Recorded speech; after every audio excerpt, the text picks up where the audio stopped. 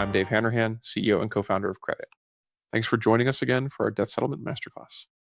In this session, we're going to look at how lenders and servicers can prepare for some of the common challenges that come up when working with debt settlement firms. We'll also walk through what to do when a consumer drops out of a program or when a debt settlement firm unexpectedly shuts down. Debt settlement firms play a key role in helping consumers resolve past due debt, but as with any partnership, there can be challenges. When those challenges happen, it's important for lenders and servicers to have a plan in place. Let's start with what factors affect program retention.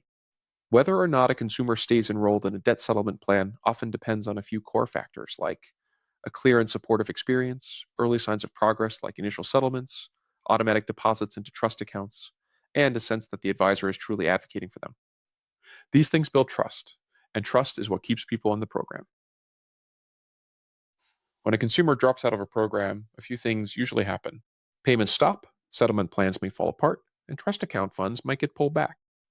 It also becomes harder to re-engage that consumer, especially if the debt settlement firm is no longer involved. And depending on the timing, there may be a renewed risk of default or charge-off. The appropriate response from a lender or servicer depends on the type of debt settlement firm involved. For consumers who are working with a non-law firm, outreach through digital campaigns or phone calls can be effective. If the debt settlement firm was a law firm and the lender or servicer hasn't received a response, or if the power of attorney has been revoked, it may make sense to transition that account to a contact collections agency. Many of these consumers are still willing and able to settle, especially if you approach them with clarity and care. Debt settlement firms also occasionally shut down, so that is another risk to manage. There are a few warning signs that a debt settlement firm might be at risk of shutting down. These can include a drop in communication, missed or canceled meetings, delayed settlements, or even consumer complaints about the lack of progress. You might also see legal issues, such as lawsuits or negative press. It's important to treat these signs seriously and to start planning early if things seem off. When a debt settlement firm shuts down suddenly, it can cause serious disruption, like stalled settlements and increased consumer complaints and confusion. Let's look at an example case study. When Strategic Financial Solutions shut down, settlements stopped overnight. Consumers were left with money in their trust accounts but couldn't access it, and the guidance they received from different parties, like courts, regulators, and the debt settlement firm itself, was inconsistent. That confusion led to panic, and eventually, non-payment. This is why it's important for lenders and servicers to have a plan for how to respond in a situation like this. If a debt settlement firm closes, here are a few steps we recommend. Start by identifying any affiliated entities in order to gauge the breadth of the situation. Then, make sure to identify impacted consumers. These two steps will help lenders and servicers to quantify their maximum exposure if all payments stop.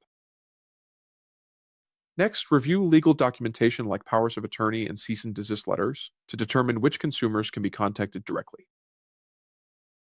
Then, lenders and servicers should consult their legal team on the best contact approach. Next, focus on reaching active payers first to help keep them on their plan.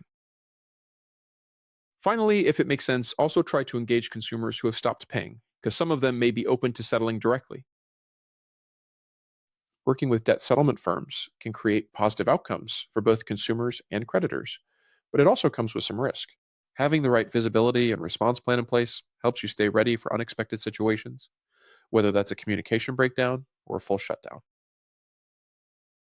Please note, the information contained in this video is not intended as financial or legal advice. The case study used in this video was for illustrative purposes only, and is not based on an actual debt settlement firm. Thanks for watching this session of the Debt Settlement Masterclass. Don't forget to follow Kredit on LinkedIn and subscribe so you can check out the rest of the series.